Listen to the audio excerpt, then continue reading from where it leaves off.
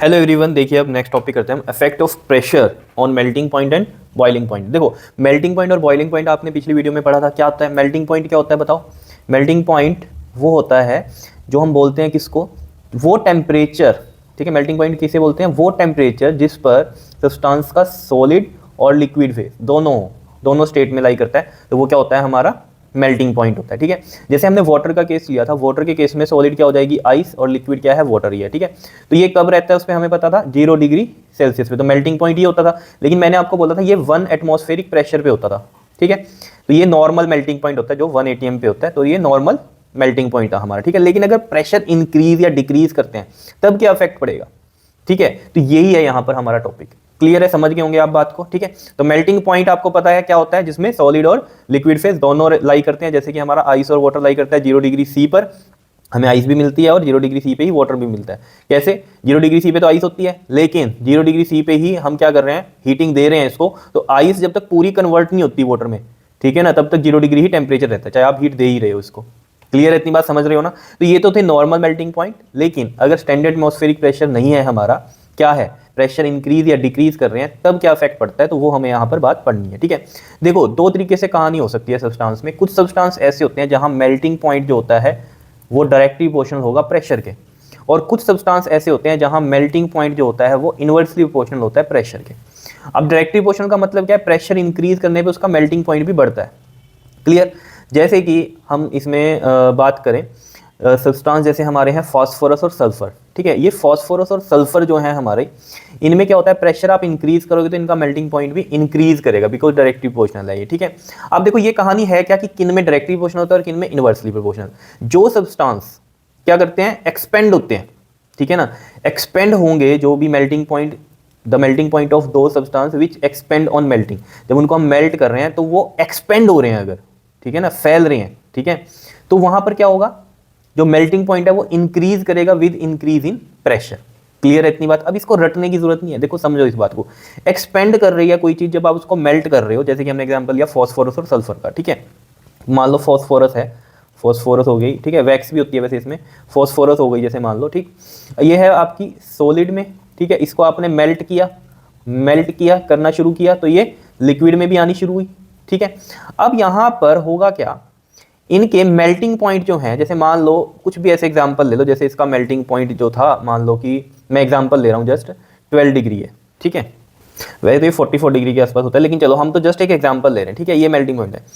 अब क्या होगा, जब आप इसका प्रेशर इंक्रीज कर रहे हो, ठीक है, तो प्रेशर इंक्रीज करने पे क्या हुआ, देखो पहले जब हम इसको मेल्ट कर रहे थे हमें ये पता चल गया कि ये वाला तो क्या होता है, एक्सपेंड होता है। एक्सपेंड का मतलब क्या है, वॉल्यूम इंक्रीज होता है। किसी चीज का वॉल्यूम इंक्रीज हो रहा है तो मतलब डेंसिटी उसकी डिक्रीज हो रही है। क्यों, बिकॉज आपको पता है डेंसिटी इज इक्वल टू क्या होता है, मास अपॉन में वॉल्यूम। तो डेंसिटी इनवर्सली प्रोपोर्शनल है वॉल्यूम के। तो अगर वॉल्यूम बढ़ रहा है तो डेंसिटी कम होती है। डेंसिटी कम का मतलब क्या है, इस चीज को समझो। यानी कि जब वो सॉलिड से लिक्विड में कन्वर्ट हो रहा है तब क्या हो रहा है, वहां पर डेंसिटी उसकी कम हो रही है। कम डेंसिटी का मतलब क्या है, पहले जो मॉलिक्यूल्स थे वो पास पास थे, ठीक है। जब मेल्ट हुए तो ये दूर दूर हो गए, क्या हो गए, दूर दूर हो गए। अब इस चीज को समझो। क्लियर।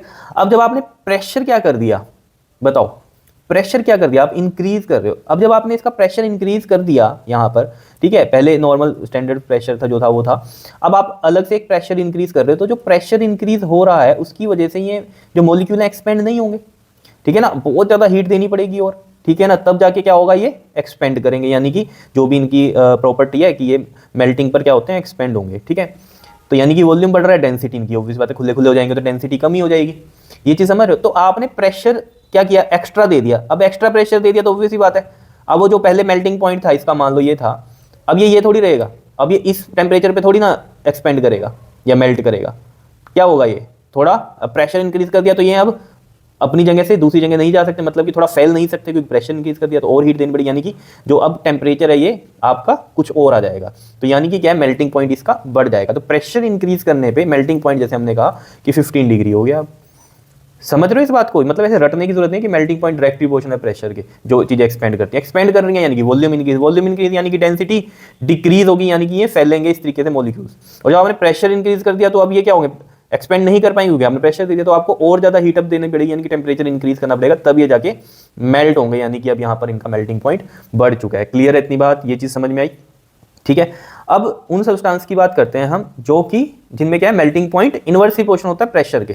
ठीक है, ये कौन से एग्जांपल होंगे बताओ? जैसे हमारी आइस हो गई, कास्ट आयरन हो गया। कास्ट आयरन क्या होता है? एक एलॉय होता है आयरन का, ठीक है, जिसमें मिक्सचर्स होते हैं वेरियस, जिसमें कि आपका कार्बन, सिलिकॉन, मैग्नीज, ये सब आपके जो है मिक्सचर होता है। ठीक है, ये तो पता है एलॉयज मिक्सचर होते हैं हमारे पास। ठीक है, तो आइस हो गया, कास्ट आयरन हो गया, इन सब में क्या होगा, इनका प्रेशर अगर हम इंक्रीज करेंगे तो इनका मेल्टिंग पॉइंट क्या हो जाता है? डिक्रीज करेगा। ठीक है, तो ये कौन से सब्सटेंस हैं जो मेल्टिंग करने पे क्या होता है? कॉन्ट्रैक्ट हो जाते हैं। जैसे आइस है, एक डब्बे में आप आइस लो, ठीक है, अब वो जब वो मेल्ट करेगी तो पानी तो कम ही दिखेगा ना आपको उसका, या नहीं? एक डब्बे में आपने आइस ली, वो पूरा भर गया, लेकिन जब वो पिघलनी शुरू हुई तो पानी आपको कम ही मिलेगा उसमें। ठीक है, पूरा भरा हुआ पानी नहीं मिलेगा। क्लियर है? तो यानी कि वहां पर वो क्या कर रहे हैं? कॉन्ट्रैक्ट करते हैं ऑन मेल्टिंग। ठीक है, क्लियर है इतनी बात? अब अगर ये आपको पता चल रहा है कि कॉन्ट्रैक्ट करते हैं तो इसका मतलब क्या है? यानी कि इनका वॉल्यूम क्या हो रहा है जी बताओ? डिक्रीज कर रहा है। वॉल्यूम डिक्रीज कर रहा है तो यानी कि डेंसिटी इंक्रीज कर रही है। यहाँ से density is equal to mass upon volume पे, तो वॉल्यूम अगर डिक्रीज कर रहा है तो डेंसिटी इंक्रीज कर गई। और वैसे भी आपको पता है, अगर मैं आइस के और वाटर का एग्जांपल ले रहा हूँ तो आइस की डेंसिटी कम होती है, वाटर की ज्यादा होती है। तो यहाँ पर भी भैया ऑन मेल्टिंग वो वाटर बन रही है आइस। ठीक है, तो यहाँ डेंसिटी क्या है इसकी? बढ़ रही है। अगर इस कंसेप्ट से समझो, वॉल्यूम डिक्रीज हो रहा है, डेंसिटी बढ़ रही है। क्लियर? अब डेंसिटी बढ़ रही है, अब समझो इस बात को। देखो, पहले जो मॉलिक्यूल्स थे वो ऐसे थे, ठीक है, आइस के, जब मेल्ट कर रहे हैं तो वो ऐसे हो जाएंगे। ठीक है, मॉलिक्यूल्स पास पास हो जाएंगे, डेंसिटी इंक्रीज का तो मतलब यही है। ठीक है, डेंसिटी इंक्रीज कर गई, मॉलिक्यूल्स पास पास हो गए। अब प्रेशर आप क्या कर रहे हो? यहाँ पर इंक्रीज कर रहे हो। मान लो प्रेशर इंक्रीज कर रहे हो, मान लो पहले जो इनका मेल्टिंग पॉइंट था वो 0 डिग्री सी था, लेकिन अब आपने क्या कर दिया? प्रेशर इंक्रीज कर दिया। अब इस पे प्रेशर इंक्रीज कर दिया और ऑन मेल्टिंग भी ये क्या होंगे? पास पास ही आएंगे, लेकिन आपने एक्स्ट्रा प्रेशर इंक्रीज कर दिया तो उससे क्या होगा? ये प्रेशर की वजह से भी पास पास आ गए मॉलिक्यूल्स। तो अब इसको उतनी हीट देने की जरूरत नहीं पड़ेगी जितनी कि हम, जिस तरीके से हम कह रहे थे कि 0 डिग्री सी पे, ऐसे मान लो आप, ठीक है, 0 डिग्री सी पे ये मेल्ट हो रही थी पहले। अब क्या होगा? ये मान लो इसका टेम्परेचर -5 डिग्री सी, अगर आपने प्रेशर इस तरीके से इंक्रीज किया तो -5 डिग्री सी पे भी ये मेल्ट करनी शुरू कर देगी।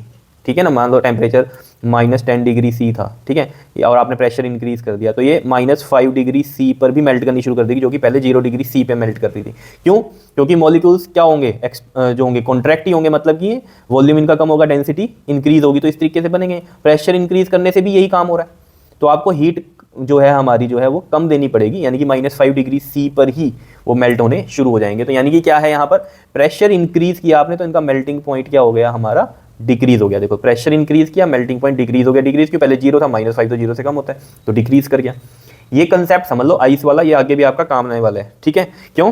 क्योंकि ये जो रेगुलेशन है ना, ये आपका जो टॉपिक है इसी से रिलेटेड है कि आइस में क्या हो रहा है, प्रेशर इंक्रीज करने पे उसका मेल्टिंग पॉइंट कम हो रहा है। और ये कहानी समझ जो कि कम होने का मतलब क्या है।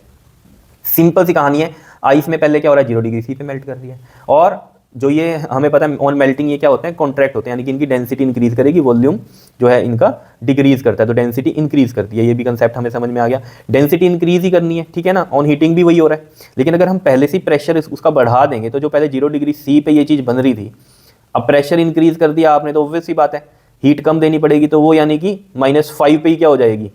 मेल्ट होनी शुरू हो जाएगी, क्योंकि आपने प्रेशर बढ़ा दिया उसका। क्लियर है इतनी बात या नहीं बताओ? समझ पा रहे हो? मेल्टिंग पॉइंट यहाँ डिक्रीज कर रहा है ऑन प्रेशर इंक्रीज। क्लियर है? यही चीज लिख रखी है, द मेल्टिंग पॉइंट ऑफ दो substance which contract on melting, तो डिक्रीज कर जाता है विद इंक्रीज इन प्रेशर, जैसे कि हमारा एग्जांपल हो गया आइस और कास्ट आयरन। क्लियर है? अब जो मैं आपको बता रहा था रेगुलेशन, रेगुलेशन क्या होता है? देखो, बहुत बढ़िया फिनोमिना है ये, आपको पता भी होना चाहिए, पेपर में आता है कई बार। The phenomena in which ice melts when pressure is increase, ये तो हमें पता है ना, ये तो ऊपर हमें पता है, fact of pressure on melting point है कि आइस मेल्ट करती है जब हम प्रेशर इंक्रीज करते हैं, लेकिन अगेन वो फ्रीज कर जाए व्हेन प्रेशर इज रिमूव, जब आपने प्रेशर रिमूव कर दिया फिर दोबारा से फ्रीज हो जाए वो, फिर आइस बन जाए, उसको क्या बोलते हैं हम? रेगुलेशन। रेगुलेशन का मतलब ही क्या है? री का मतलब है अगेन, और जिलेशन ये जो है हमारा वर्ड, इसका मतलब क्या है यहाँ पर? फ्रीज, अगेन फ्रीज हो जाती है। क्लियर है? जैसे इसका एक एक्सपेरिमेंट करके देखना आप, ठीक, तो ये एक्सपेरिमेंट जो है इसमें हमने क्या किया, 2 वुडन ब्लॉक ले लिए, उसके ऊपर हमने क्या कर दिया, एक आइस को रख दिया। ठीक है, आइस की एक जो मान लो बहुत बड़ी जो आप कह लो एक तरह से क्या है, ये एक क्यूबॉइड है। ठीक है, इस तरीके से समझ लो। अब इस आइस पर ये क्या है? ये हमारी आइस है, और ये क्या है? हमारे वुडन ब्लॉक हैं। ठीक है, अब इस पे हम क्या कर रहे हैं? देखो यहाँ पर समझना, हमने क्या किया, एक मेटेलिक वायर ली और उसको क्या किया हमने, उस मेटेलिक वायर को यहाँ पर लगाया, ठीक है, इसके ऊपर, और इसके दोनों साइड हमने क्या किया, यहाँ पर 5 kg के ब्लॉक लगा दिए। ठीक है, तो यहाँ पर भी हमने क्या किया, इस वाले में भी 5 kg के इस तरीके से ब्लॉक लगा दिया यहाँ दूसरे किनारे पे भी। समझ पा रहे होंगे आप बात को। जैसे कि इसके एग्जांपल दें, जैसे मान लो ये हमारी आइस है, ठीक है, आइस हो गई है, और यहाँ पर ये थ्रेड लगाया, मतलब थ्रेड कह रहा हूँ, एक वायर लगाई, मेटेलिक वायर, और इधर भी वेट डाल दिया 5 kg का, इधर भी डाल दिया 5 kg का वेट। समझ पा रहे हो बात को या नहीं बताओ? क्लियर हो रही है बात? यहाँ पर एक वायर ली और उसको ऐसे यहाँ 5 kg और दूसरी साइड भी 5 kg ऐसे लटका दिया। तो अब होगा क्या, देखो प्रेशर बढ़ गया इस पॉइंट पर। अब ये प्रेशर जब बढ़ा तो आपको ये लगेगा कि प्रेशर बढ़ रहा है, तो ये ऑब्वियस सी बात है, मान लो जैसे ये अभी जो यहाँ पर टेम्परेचर है ना, मान लो -10 डिग्री सी है, ठीक है। अब हम ये कह रहे हैं कि जब हमें ये पता है ये मेल्ट होगी अब 0 डिग्री सी पे, ठीक है, लेकिन जब हम हीट देंगे इसको, ठीक, लेकिन अब हमें ये भी पता है कि प्रेशर इंक्रीज करने पे भी मेल्ट होती है ये, ठीक है। अब प्रेशर जब हमने इंक्रीज कर दिया इसका, यहाँ पर नॉर्मल एटमॉस्फेरिक प्रेशर होता तो किस पे होता, वो 1 पे हो जाता, ठीक है, नॉर्मल मेल्टिंग पॉइंट। लेकिन अब जब आपने ये चीज़ इसके ऊपर डाल दी, अब होगा क्या, यानी कि ये -10 डिग्री पे ही क्या हो जाएगी, मेल्ट होनी शुरू हो जाएगी। बिकॉज ऑन प्रेशर टेम्परेचर जो मेल्टिंग पॉइंट है वो क्या करता है, डिक्रीज करता है। अब 0 डिग्री से वो कितना कर गया, -10 डिग्री कर दिया, तो ये मेल्ट हो गई। जहाँ जहाँ ये थ्रेड लगा, ये जो मेटेलिक वायर लगी हुई है, इसके यहाँ पर क्या है, वेट लगा हुआ है, मास लगा हुआ है, 5 kg का इधर है, 5 kg का इधर है, दोनों साइड है। तो अब आपको ये लगेगा कि शायद ये वायर जो है इसको मेल्ट करती हुई नीचे निकल जाएगी और इसके 2 पीस हो जाएंगे, लेकिन ऐसा नहीं होता। ऐसा क्यों नहीं होता, देखो जैसे हम कहें कि ये ऊपर जैसी लगाई हमने, यहाँ इसके नीचे जो है वायर के नीचे मेल्ट होना शुरू हुआ और ये वाटर बन गया, ठीक है। तो ये थोड़ी नीचे आई, नीचे आती आती मान लो ये थ्रेड ऐसे यहाँ आ गया, इस पोजीशन पे आ गया। लेकिन जब ये इस पोजीशन पे आया, जब ये निकलने वाला था बाहर, लेकिन हमने क्या देखा, यहाँ पर ये क्या हो गई, दोबारा फ्रीज हो गई, क्योंकि प्रेशर तो यहाँ से हट गया ना। जब ये ऐसे थ्रेड नीचे जा रहा है, जब जहाँ जहाँ प्रेशर लग रहा है वो मेल्ट होता जा रहा है, लेकिन ऊपर वाली साइड फिर अगेन क्या हो रहा है, वहाँ पर प्रेशर हट गया, तो वो -10 डिग्री सी है, तो वो भी साथ जमेगी वो। समझ रहे हो? तो ये जो दोबारा उसका फ्रीज होना होता है, ये क्या होता है, रेगुलेशन होता है। क्लियर है इतनी बात या नहीं? तो इसका मतलब ये थ्रेड जब नीचे निकल जाएगा तब भी ये 2 पीस में नहीं बनेगी। क्यों नहीं बनेगी? क्योंकि ऊपर से वो फिर से जमती जा रही है। क्लियर है? यही सब कहानी यहाँ पर लिखी भी हुई है, ठीक है, पढ़ना होगा आप पढ़ लेना इस चीज़ को। Take a slab of ice and spot it on the 2 wooden blocks, ठीक है। Take a metallic wire attach to, जो है हमने इसमें हैवी वेट लगा दिए, मान लो 5 kg के, और now put the wire on the slab, ठीक है, as shown in figure. It is seen that wire gradually cuts its way, जहाँ जहाँ से जा रही है कट कर रहे it way through the ice without cutting it into the 2 pieces. तो हमने क्या देखा, इसने 2 पीस नहीं किए इसके, कट तो करती जा रही है इसे अपने जहाँ जहाँ से निकल रही है, लेकिन 2 पीस नहीं हुए। क्यों नहीं हुए? क्यों? Just below the wire ice melts at lower temperature due to increase in pressure. ये हमें पता है, इंक्रीज इन प्रेशर हुआ तो वो लोअर टेम्परेचर पे मेल्ट होनी शुरू कर दी। वह तो 0 पे होनी चाहिए थी, लेकिन ये -10 पे होनी शुरू हो गई। When the wire has passed water above the wire freezes again. समझ रहे हो? वाटर क्या कर रहा है, दोबारा से फ्रीज हो रहा है, जो कि वायर के ऊपर जो मेल्ट हुआ था। क्लियर है? क्योंकि देखो ना, वायर निकलती जा रही है, कैसे निकल रही है वो, नीचे जहाँ जहाँ प्रेशर पड़ रहा है वो क्या हो रहा है, मेल्ट होती जा रही है। लेकिन जैसे जैसे वो निकल गई, जैसे यहाँ आई, तो ये ऊपर वाला पार्ट बचा, तो अब ये वाटर नहीं रहा, फिर से जम गई। समझ रहे हो? तो इसलिए 2 पीस नहीं हुए, ठीक है। दस the wire passes through the slab and slab does not split. Clear? तो इस फिनोमेना को जो होता है रीफ्रीजिंग वाला, इसको हम क्या बोलते हैं, रेगुलेशन बोलते हैं। क्लियर है? इसकी प्रैक्टिकल एप्लीकेशन क्या है, जैसे कि आपने स्नो देखा होगा, अपने हाथ में लिया हो, अगर आप कहीं भी हिली एरिया में गए हो जहाँ बर्फ़ हो, ठीक है, तो आप ऐसे क्या होता है, जिस तरीके से ऐसे ऐसे बर्फ़ पड़ी होती है, ठीक है, भुरभुरी सी बर्फ़ होती है वो, ठीक है, इस तरीके से होती है। आपने हाथ में लिया और एक बॉल बना दी। उसकी बॉल कैसे बनी, जब आपने इस बुरादे से को जो बर्फ़ का था उसको हाथ में लिया और इस तरीके से प्रेस किया, तो प्रेशर दिया, प्रेशर देने से अंदर वाले जो क्रिस्टल जो थे उसके वो पिघले, मेल्ट हुए, और जैसे ही आपने छोड़ा, अब ये इंस्टेंट ही होता है, छोड़ा तो वो बॉल बन गई। क्यों बन गई? क्योंकि जहाँ वो मेल्ट हुई थी, जब आपने प्रेशर रिलीज किया, वो दोबारा से जम गई, तो वो जिस भी शेप में आपने दिया था उसी में जम गई, ठीक है, तो वो बॉल बन गई आपके पास। क्लियर है इतनी बात? ये चीज़ हो गई। स्केटिंग का एग्जांपल ले लो, जो कि स्नो पे स्केटिंग होती है, आपने देखा होगा, वो कैसे होती है। मैं कौन सी स्केटिंग की बात कर रहा हूँ, मैं वो जो स्केट्स होते हैं पहियों वाले, उनकी नहीं बात कर रहा, जो इस तरीके के होते हैं स्केट्स, ठीक है ना, इसके ऊपर जो है बंदा खड़ा होकर स्केटिंग करता है, जा रहा है जी बर्फ़ में, तो वो कैसे जाता है, अब बर्फ़ है, कोई ल्यूब्रिकेंट तो है नहीं वहाँ पर, ठीक है, तो फिसलेगा कैसे वो? जहाँ जहाँ से ये निकलता है उसके नीचे क्या हो जाता है, प्रेशर बढ़ने से वो जो है आइस मेल्ट होती है, तो उसको एक ल्यूब्रिकेंट मिल गया, ठीक है ना, उस फिसल रहा है, वो ल्यूब्रिकेशन हो रही है वहाँ वाटर की वजह से, तो ये फिसल रहा है। क्लियर है? और जहाँ से निकल गया पीछे फिर से जम जाती है बर्फ़, ठीक है ना। तो स्केटिंग इस तरीके से पॉसिबल होती है, नहीं तो पानी हो जाएगा, पिछले वाला स्केटर जो आएगा उसको तो पानी मिलेगा अगर वो दोबारा नहीं जमेगी तो, ठीक है, तो दोबारा जम जाती है, क्योंकि टेम्परेचर तो वहाँ जैसे मैंने कहा कि -10 डिग्री है, तो आप प्रेशर दे के वहाँ से निकल रहे हो तो ठीक है, थोड़ा थोड़ा वाटरी हो रहा है वहाँ पे, लेकिन जब आप निकल गए तो पीछे से फिर जम गई वो, फिर कोई आया, इंस्टेंट होता है ये सब कुछ, ठीक है ना। तो skating is possible due to the formation of water layer below the skates. Water is formed due to its increase of pressure and it acts as a lubricant. Clear है? ऐसे ही हमने बर्फ के बारे में यहाँ लिखा, bye pressing the snow in our hand we can transform it into a snowball। क्यों? when the snow is pressed its crystal melts and as the pressure release water refreezes forming a snowball। Clear, इतनी बात समझ में आ गई होगी बात, ठीक है। अब बात कर लेते हैं हम effect of pressure on boiling point. अब जैसे मेल्टिंग पॉइंट के केस में तो क्या था, सब्सटेंस में प्रेशर के वो इन्वर्सली भी था और डायरेक्टली भी था, ठीक है। कुछ सब्सटेंस में वो डायरेक्टली था, कुछ सब्सटेंस में वो इन्वर्सली प्रोपोर्शनल था, ठीक है, मेल्टिंग पॉइंट प्रेशर के। लेकिन जब हम बात करते हैं बॉइलिंग पॉइंट की, तो यहाँ पर कहानी सेम ही रहती है, क्या कि जो बॉइलिंग पॉइंट होता है वो डायरेक्टली प्रोपोर्शनल ही होता है प्रेशर का सभी सब्सटेंस के लिए। ऐसा क्यों होता है? देखो यहाँ पर कोई आपको इतनी बात पता चलनी चाहिए कि बॉइलिंग पॉइंट में हो क्या रहा है। बॉइलिंग पॉइंट क्या होता है पहले तो ये समझो।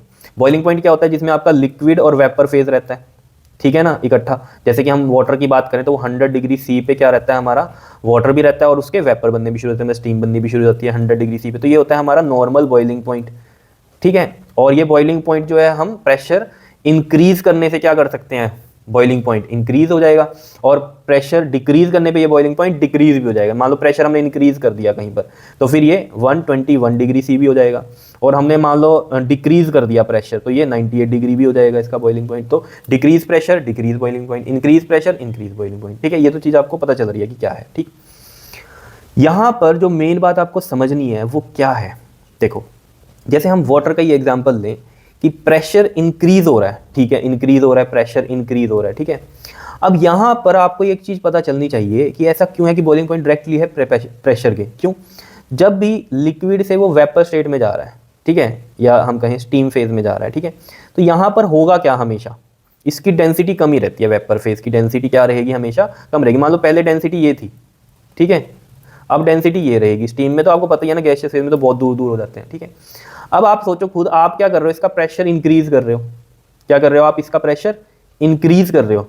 अब इंक्रीज कर दिया आपने, आप इसको क्या कर रहे हो, फैलने ही नहीं दे रहे हो, ठीक है, ये चाहता है फैलना। तो अगर आप इसको प्रेशर दे रहे हो तो ऑब्वियस ही बात है, पहले मान लो ये 100 डिग्री सी पे ये स्टीम बना रहा था, अब प्रेशर इंक्रीज कर दिया, इसका प्रेशर क्या कर दिया आपने, इंक्रीज कर दिया, तो अब ये एक्सपेंड नहीं हो पाएगा, तो इसको और ज़्यादा हीटअप देनी पड़ेगी। तो मान लो कि ये 121 डिग्री सी पे अब ये स्टीम बनाएगा, क्योंकि प्रेशर इंक्रीज कर दिया आपने, ठीक है। और प्रेशर डिक्रीज का मतलब क्या है, होना इसको एक्सपेंड ही है, ठीक है। पहले 100 डिग्री सी पे ये ऐसे फैल रहा था, अब क्या हो गया, प्रेशर आपने इसका डिक्रीज कर दिया। पहले स्टैंडर्ड एटमॉस्फेरिक प्रेशर जो भी था उस पर 100 डिग्री सी पे ये क्या हो रहा था, स्टीम बना रहा था वाटर, ठीक है। अब हो क्या रहा है यहाँ पर, देखो इतना तो पता है ना आपको, बॉइलिंग पॉइंट क्या होता है, वो टेम्परेचर जिस पर ये दोनों फेज लाई करेंगे, लिक्विड भी और वेपर भी। यानी कि 100 डिग्री सी पे जो हम स्टैंडर्ड प्रेशर की बात करें तो उस पर क्या होता है, वाटर बॉयल होना शुरू होता है और स्टीम भी बनती है उसमें, और बॉयल वो जो है हमारा बॉयल भी हो रहा है, ठीक है। तो इसलिए बॉइलिंग पॉइंट बोल देते हैं उसको, जहाँ स्टीम बननी शुरू हो जाती है, ठीक। तो जब हम प्रेशर जो है हमने डिक्रीज कर दिया तो इसको फैलना तो इतना ही है, ठीक है। अब पहले से ही आपने प्रेशर इसका डिक्रीज कर दिया, मान लो स्टैंडर्ड पे कुछ प्रेशर था यहाँ पर, ठीक है, अब आपने क्या कर दिया, वो डिक्रीज कर दिया, तो आप तो उसको फैलने देने के लिए आपने एक और जो है यहाँ पर क्वांटिटी लगा दी, प्रेशर को डिक्रीज कर दिया। तो क्या हो रहा है, आप हीट से तो चलो वो हो ही रहा था यहाँ फैलता ही, ठीक है, लेकिन अब कम हीट से फैल जाएगा। तो मतलब अब मान लो 98 डिग्री सी पर भी बॉइलिंग पॉइंट आ जाएगा उसका, अगर आपने प्रेशर क्या कर दिया, डिक्रीज कर दिया। समझ पा रहे हो ये बात, ठीक है। तो यही सब लिखा हुआ है कि boiling point of substance increases with increase in pressure, ठीक है। बॉइलिंग पॉइंट क्या करेगा हमारा, इंक्रीज करेगा विद इंक्रीज इन प्रेशर। मैंने आपको कहानी बताई थी वो डेंसिटी वाली भी, ठीक है ना। ऑब्वियसली बात है, प्रेशर इंक्रीज करोगे, ठीक है।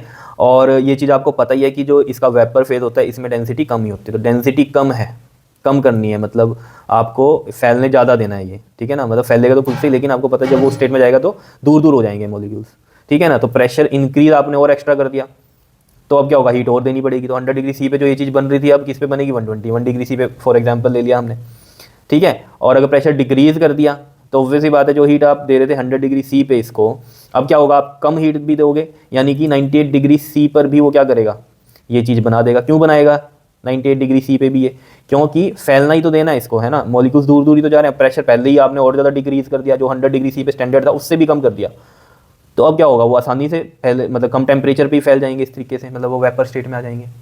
आ रही होगी बात समझ में। तो इसलिए ये रीजन लिखा हुआ है यहाँ पर कि जो प्रेशर इंक्रीज करते हैं तो हमारा बॉइलिंग पॉइंट भी इंक्रीज हो जाता है। तो इसी वजह से cooking is easier in the pressure cooker. अब प्रेशर कुकर क्या करता है, देखो नॉर्मल हम बात करें आपके घर में ही, नॉर्मल आप सब्जी बनाते हो एक कढ़ाई में, मान लो, ठीक है, कढ़ाई में बना रहे हो आप सब्जी, तो यहाँ पर जो वाटर में आपका खाना पक रहा है वो आपको पता है 100 डिग्री सी बॉइलिंग पॉइंट होगा उसका, ठीक है। मान लो ये जो है टेम्परेचर ये 5 मिनट में ले रहा है, ठीक है। अब 100 डिग्री के बाद होगा क्या, ये मान लो यहाँ ये कुछ आलू उल्लू पड़े हैं या कोई भी सब्जी पड़ी है, ठीक है। अभी 100 डिग्री सी पे क्या होगा, इसकी स्टीम बननी शुरू हो जाएगी। तो पानी में जो हीट यूज़ हो रही है यहाँ, मतलब इसको हीटअप के लिए, अब उसमें से जो है कुछ हीट किसके, खाना तो पक ही रहा है, अब जो हीट है वो किसके लिए यूज़ होगी यहाँ पर बताओ, स्टीम के लिए, तो खाना खाने के लिए यूज़ नहीं हो रही, समझ रहे? तो इसलिए जो है प्रेशर कुकर लाया गया। प्रेशर कुकर क्या करता है बताओ, प्रेशर कुकर क्या करेगा? यहाँ पर देखो प्रेशर कुकर क्या कर रहा है, पहले 100 डिग्री पे ये खाना जो है मतलब ये वाटर जो है इसके अंदर, खाने के अंदर जो भी पका रहे हो आप, बॉईल होता था 100 डिग्री पे। अब प्रेशर कुकर में ये बॉइलिंग पॉइंट बन जाता है 120 डिग्री से, बिकॉज यहाँ प्रेशर इंक्रीज हो गया इसका। अब प्रेशर इंक्रीज हो गया इसका, तो इसका जो टेम्परेचर जो बॉइलिंग पॉइंट है जो इसका, वो भी क्या करेगा, वो इंक्रीज कर देगा। 121 डिग्री सी पे ये स्टीम बननी शुरू होगी, तब तक क्या होगी, हीट पूरी यूज होगी खाना बनने के लिए, तो इसमें खाना बन जाता है बड़े ईजिली प्रेशर कुकर में। समझ रहे हो इतनी बात? कच्चा नहीं रहता कुछ भी, अच्छे से पकता है खाना। अब बॉइलिंग पॉइंट जो है वो डायरेक्टली पोर्शन है प्रेशर के, तो ऑब्वियस बात है ये भी इस पे बात जो है एप्लीकेबल होती है कि जो बॉइलिंग पॉइंट है सब्सटेंस का, वो डिक्रीज कर जाता है विद डिक्रीज इन प्रेशर। तो ये चीज़ कहाँ होती है, ये जैसे हम कहें कि आप हिली एरिया में हो, ठीक है, हिली एरिया में आपको पता है एयर प्रेशर कम हो जाता है सी लेवल से, जो जैसे हम नॉर्मल जैसे हम आप अगर दिल्ली में रहते हो या करनाल रहते हो, इस तरीके से आगे रहते हो, तो ये सी लेवल पे हम मेजरमेंट लेते हैं, ठीक है। और जैसे आप शिमला चले गए तो वो वहाँ पर क्या हो गया, हिली एरिया हो गया और एल्टीट्यूड हो गया ना, उसका मतलब हाइट बढ़ गई सी लेवल से, ठीक है। तो वहाँ पर जो एल्टीट्यूड बढ़ गया तो एयर प्रेशर कम हो जाता है। तो यहाँ मान लो एक दिल्ली में आप खाना बना रहे हो, ठीक है, और एक शिमला में आप बना रहे हो, तो यहाँ पर जो एटमॉस्फेरिक प्रेशर है और जो शिमला में है, शिमला में कम होगा क्योंकि वहाँ एयर प्रेशर कम हो गया। अब वहाँ प्रेशर जो है कम हो गया, अब प्रेशर कम हो गया तो मान लो नॉर्मल जगह स्टैंडर्ड एटमॉस्फेरिक प्रेशर में 100 डिग्री सी पे जो है वाटर बॉयल हो रहा था, यानी कि बॉइलिंग पॉइंट 100 डिग्री सी था। लेकिन जब प्रेशर डिक्रीज हो गया तो बॉइलिंग पॉइंट भी क्या करेगा, डिक्रीज करेगा। तो प्रेशर डिक्रीज, जैसे हम शिमला की बात करें तो वहाँ 98 डिग्री सी पे वाटर जो होता है बॉयल होना शुरू हो जाता है।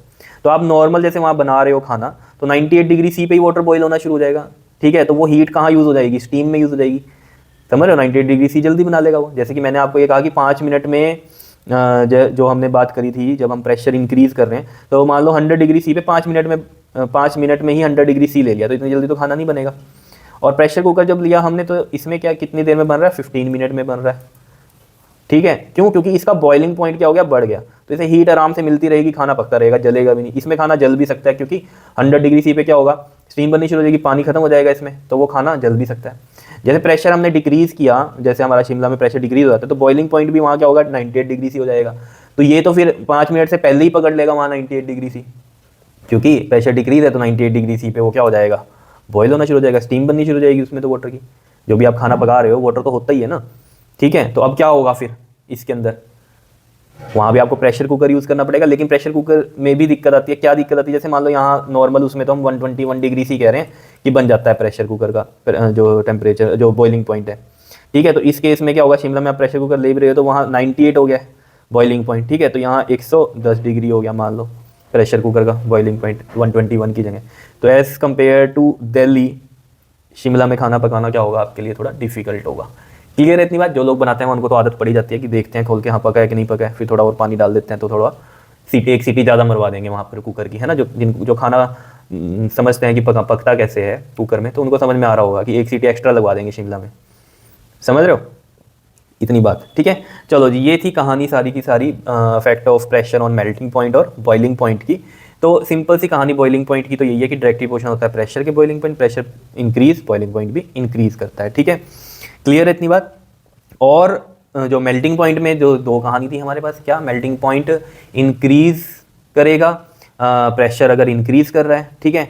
और दूसरा क्या था, मेल्टिंग पॉइंट डिक्रीज करेगा अगर प्रेशर इंक्रीज कर रहा है। तो ये मैंने दोनों बातें आपको बता दी थी कि दोनों चीज़ें यहाँ पर तो हमारी एप्लीकेबल होती हैं, इन्वर्सली भी और डायरेक्टली भी। क्लियर कर लोगे इसको, ठीक है। और ये रेगुलेशन वाला भी टॉपिक अच्छे से कर लेना, बिल्कुल सिंपल ही है, बस पता होना चाहिए आपको कि क्या है, ठीक है। देखो ये इतनी थ्योरी हम लिख तो लेते हैं, लेकिन आपको समझना है। ये मैं यहाँ पर इतना इसलिए लिख देता हूँ कि कोई चीज़ आपको मेरे बोलने से ना पता चल रही हो, तो जब आप लिखोगे इसको, ये सब उतारोगे, तो आपके दिमाग में आ जाएगी बात, ठीक है ना। पेपर में तो आप अपने से बातें बना के लिख सकते हो, क्लियर या नहीं, ठीक है। जैसे कि एक्सपेरिमेंट भी ना भी मैं आपको इसमें लिखता, ठीक है, समझा दिया सिर्फ, तो वहाँ एक्सपेरिमेंट तो कोई पूछेगा नहीं आपसे, ठीक है। लेकिन हाँ ये बात है कि कंसेप्ट आपका क्लियर हो जाता है, तो रेगुलेशन की जो है डेफिनेशन आपसे पूछ सकता है पेपर के अंदर, clear.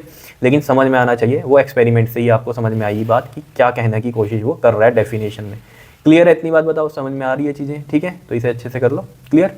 Okay ji, thank you.